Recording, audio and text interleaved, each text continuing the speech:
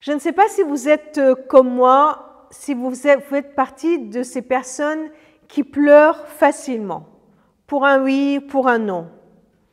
Et je ne sais pas si aujourd'hui, il y a quelque chose qui vous donne envie de pleurer, même si vous n'êtes pas du genre à pleurer facilement.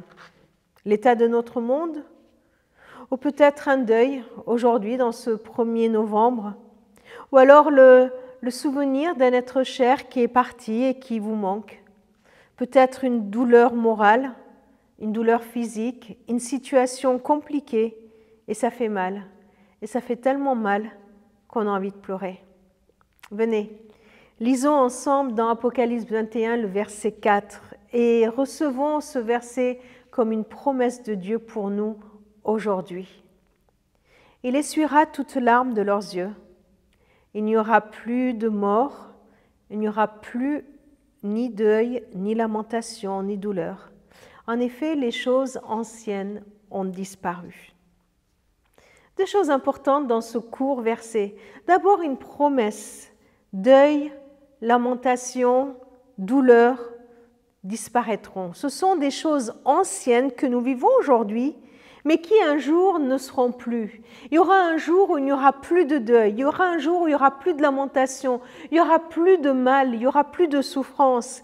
Toutes les souffrances vont s'arrêter. La souffrance que tu vis va s'arrêter. La souffrance dans laquelle tu te trouves aujourd'hui va s'arrêter. Fini cette souffrance. À un moment donné, cette souffrance fera partie des choses anciennes que tu as vécues.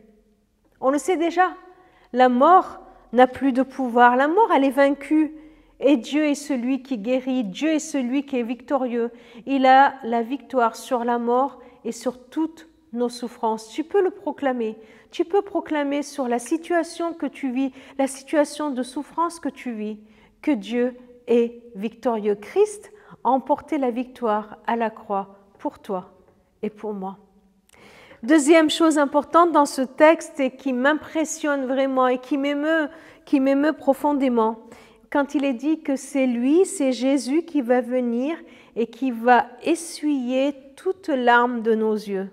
Je trouve que c'est un encouragement extraordinaire. Tout d'abord, cela veut dire que Jésus n'est pas insensible à tes larmes. Il voit chacune de nos larmes. Il n'est pas insensible, il n'est pas indifférent.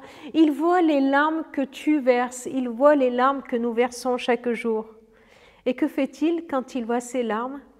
Il vient, il s'approche, il se fait tout proche de nous pour essuyer lui-même ces larmes de nos yeux. Il faut accepter cette proximité. Il faut accepter que Christ s'approche tellement de nous qu'il soit prêt à toucher notre visage, toucher nos yeux. Pas besoin de lui cacher nos larmes, pas besoin de faire semblant que tout va bien alors que nous pleurons, pas besoin de nous éloigner de lui. À nous de le laisser venir nous toucher, à nous d'accepter cette proximité, à nous d'accepter cette intimité, de venir déverser devant le Seigneur notre cœur, devant lui, ne pas lui cacher nos larmes et le laisser faire, le laisser venir dans sa douceur, essuyer chacune de les larmes. Pour rien qu'une larme dans mes yeux, et le Seigneur se met en marche pour venir l'essuyer. Laisse-toi faire. Laisse le Seigneur Jésus venir essuyer chacune de tes larmes avec cette confiance que toute souffrance sera finie. Il aura le dernier mot sur tout le mal que nous vivons, que nous subissons et même que nous commettons.